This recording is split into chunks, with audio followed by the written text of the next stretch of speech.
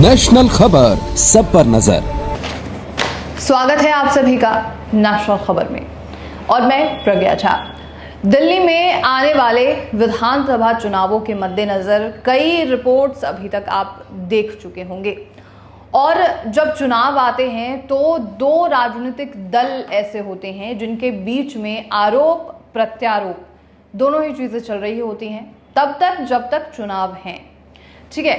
और ऐसे में आम आदमी पार्टी आती है, कांग्रेस आती है और बीजेपी आती है दिल्ली चुनाव में, जहां पर कांग्रेस पूरी तरीके से अब साइड होती हुई नजर आ रही है। वहां पर कोई ऐसी एक्टिविटी नहीं है, कोई ऐसा काम होता हुआ नहीं आ रहा है जिससे हम कहें कि कांग्रेस जो है वो दिल्ली चुनाव में बहुत ज़्यादा सक्रिय है। लेकिन जब हम बीजेपी की बात करते हैं और जब हम आम आदमी पार्टी की बात करते हैं तो ये दोनों ही पार्टियां एक दूसरे पर ही आरोप और प्रत्यारोप करती रहती है। अभी हालिया ही जैसे अभी आपने मेरी रिपोर्ट देखी है जिसमें नागलोई जब आम आदमी पार्टी के प्रमुख अरविंद केजरीवाल पहुंचे थे तो पर हमने चर्चा की और इस प्रोग्राम में हम बात करने वाले हैं बीजेपी के झुग्गी टूरिज्म के बारे में, जिस पर संविधान दिवस के दिन आम आदमी पार्टी के मुखिया और प्रमुख अरविंद केजरीवाल ने एक बड़ा आरोप लगाया है।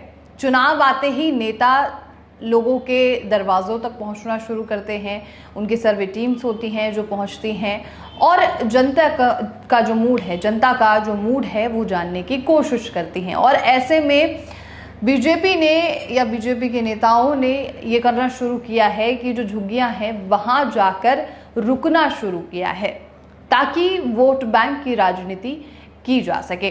अब चलिए आपको पूरी रिपोर्ट की तरफ लेकर चलते हैं कि आखिर दिल्ली में चल क्या रहा है।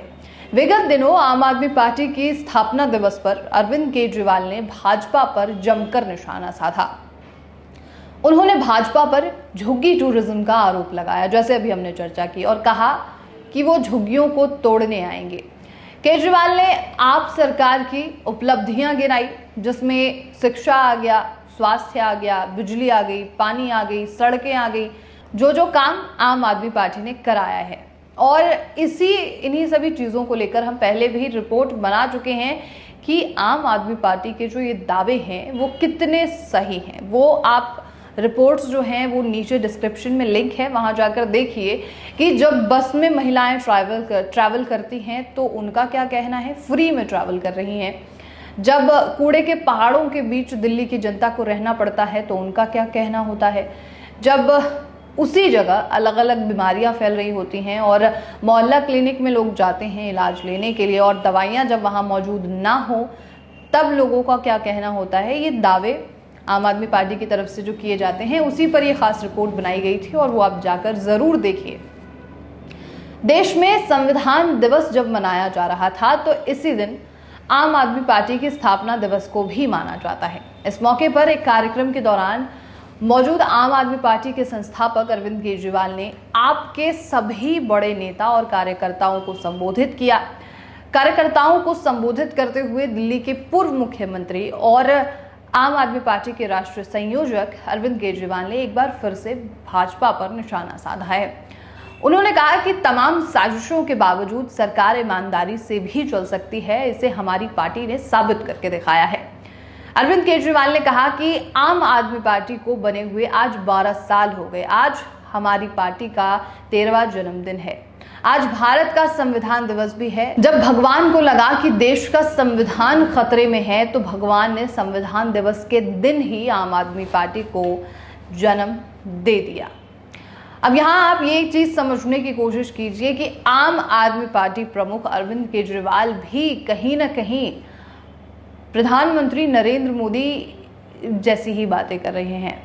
जब उन्होंने बोला था कि मेरा कनेक्शन डायरेक्ट भगवान से है, और अरविंद केजरीवाल भी कुछ इसी तरीके से कह रहे हैं कि संविधान दिवस के दिन भगवान को ये लगा कि संविधान खतरे में है तो उन्होंने आम आदमी पार्टी को जन्म दे दिया।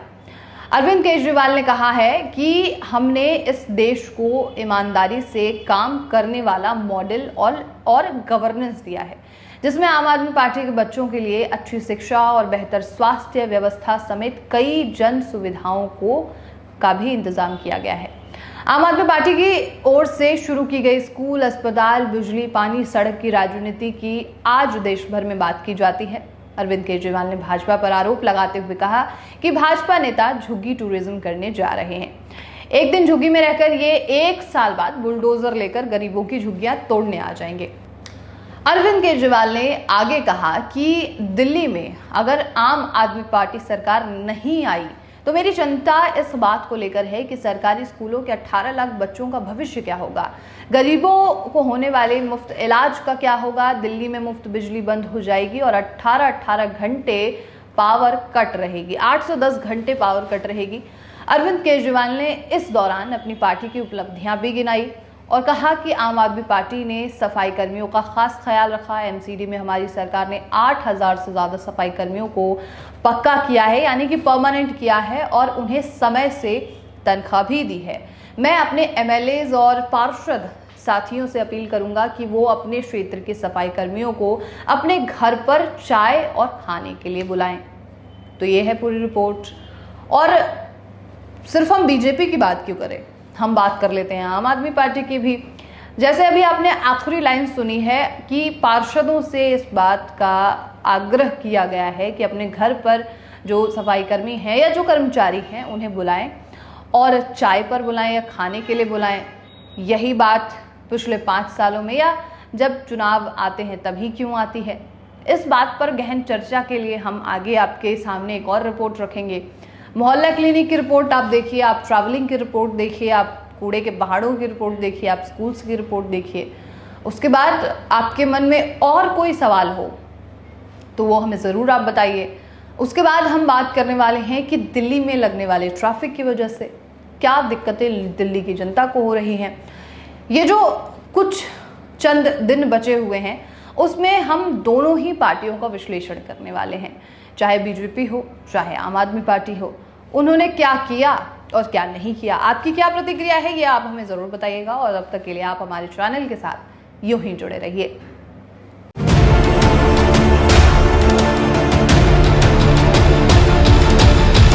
नेशनल खबर, सब पर नजर।